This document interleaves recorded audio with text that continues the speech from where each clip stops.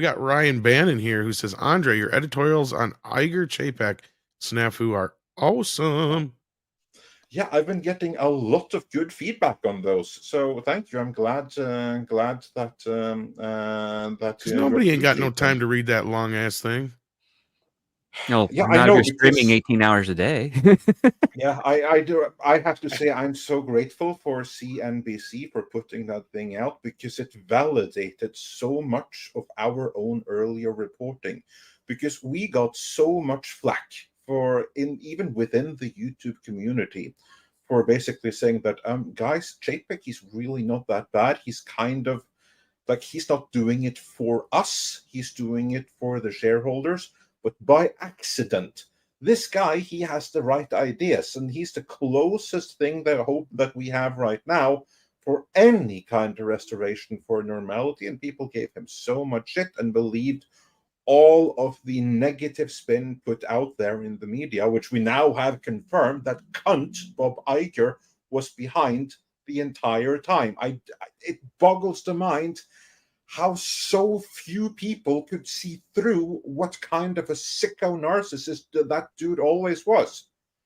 I mean, the way that your friend, Mr. Gore, John Campia, the way that he practically creamed himself when Mr. Iger came back, like, I'll never get over that.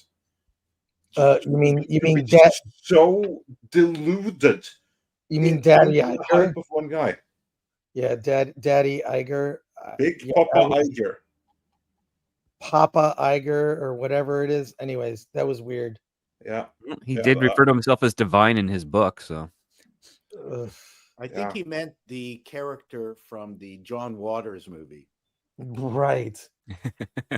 Well, and to think Iger is writing a new book right now. Oh, I can't wait for that gaslighting piece of word salad. How I saved it. No, it's called The Second Ride Isn't Free. I think it should be called, oh crap, what did I get myself into? Yeah. Here's like the thing. If he just had not come back, he would have gotten away with everything, because he had charmed all of the reporters. He had charmed people like John Campia who were singing his praises. All he had to do was not come back, and he wouldn't have been exposed the way that he is right now. But he needed his savior moment. He feels like he left for a short time and then was resurrected to come back and save the company from the evil sins of the people that were there while he was away. Wasn't the replacement of Chapek mainly due to the fact that he was uncovering stuff that, or I don't know, he knows it has never been made official why he was replaced. It has never been given any kind of good explanation for it. So we don't know if he was gearing up to run for president or anything like that, but as far as I'm concerned, as for why Chapek was replaced so suddenly in the middle of nowhere on a Sunday evening, FTX theory is as good as any other theory, because we have never been given any kind of satisfactory official explanation. What we got was bullshit, that he was a weak leader. My theory is that he actually made peace with the governor of Florida, DeSantis, and the flying monkeys at Disney freaked out about it while they still had power. It's as good a theory as anyone, because what we know is that Chapek, he was the best hope they had for peace with Florida. I always speculated that if Chapek won out, then all of the stuff we're seeing right there, it would have been undone. They would have come to some kind of amicable solution, because we know there was a backdoor channel between Chapek and Chapek specifically, and Perlmutter, and later on also what's his face again from the Trian group, Peltz. Yeah. That Peltz and Perlmutter and Chapek, they all had a direct line to DeSantis, and then came Iger, and he had no such thing. And that was the end of it. Absolutely knew what was happening at Reedy Creek, Yeah. And perhaps Iger, in his hubris, thought that they could continue to hide what was going on there. So actually, if they left Chapek in there and then they, managed to hold on to Reedy Creek, all the stuff that's come out about Oh, it, for sure. I it think would so. never have come out. For Because sure. that's Well, and I horrific. think you guys are overcomplicating things, really. At That's the our end of the job. day, I don't even know if it's so much that there was anything more than the pressure that Bob had. It was his time had just come, right? There was that aspect of it. They knew that certain things were going to be coming down the pipeline, so they wanted somebody else in power. But we know the moment they decided that this wasn't going to work, that to me is more important, because that's the tell.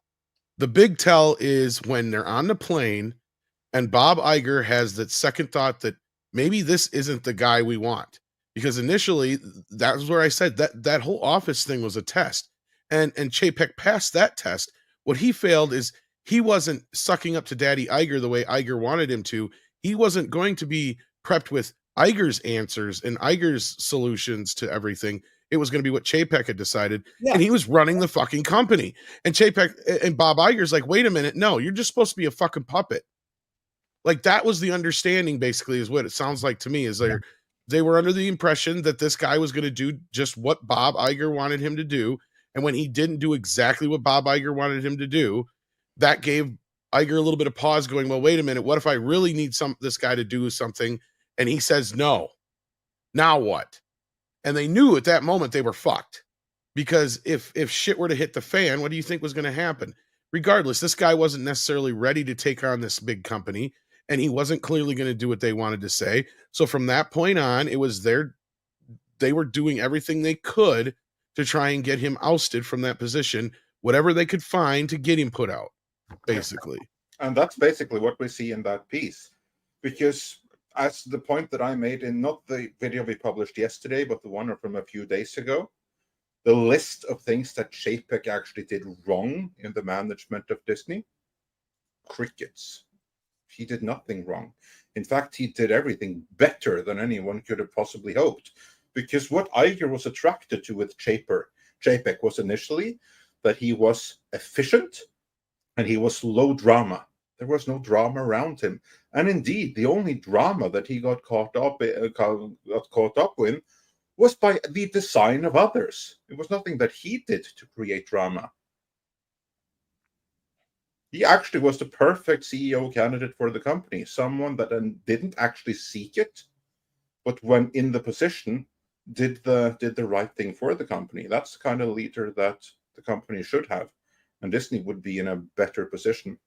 And then you got to remember, on the other side, you have everybody coming at Iger going, this guy's destroying the company. He's taking away all our creative power. He's not going to let us do all this stuff we've been doing for the last few years to cost the company money. What do we do, Daddy Iger? Yeah. And so then Daddy Iger came in and saved the day.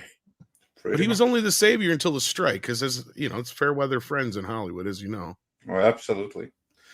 Absolutely. So, yeah, but anyway, I'm glad that people have been enjoying the editorial. Someone who has not been enjoying them, though, is this platform. So if you enjoy them, can you do me a favor? Like them and help share them in your social media. Because if you look at the most recent one, you know what it's doing right now? It's tanking.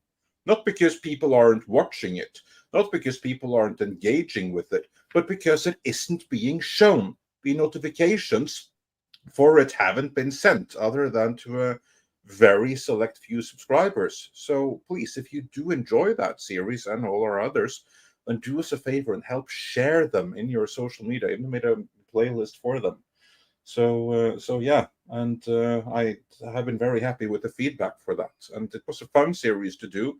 And I have to say, a pretty easy one, because we've covered all of this stuff before. Now it's just with some level of detail that we didn't already have.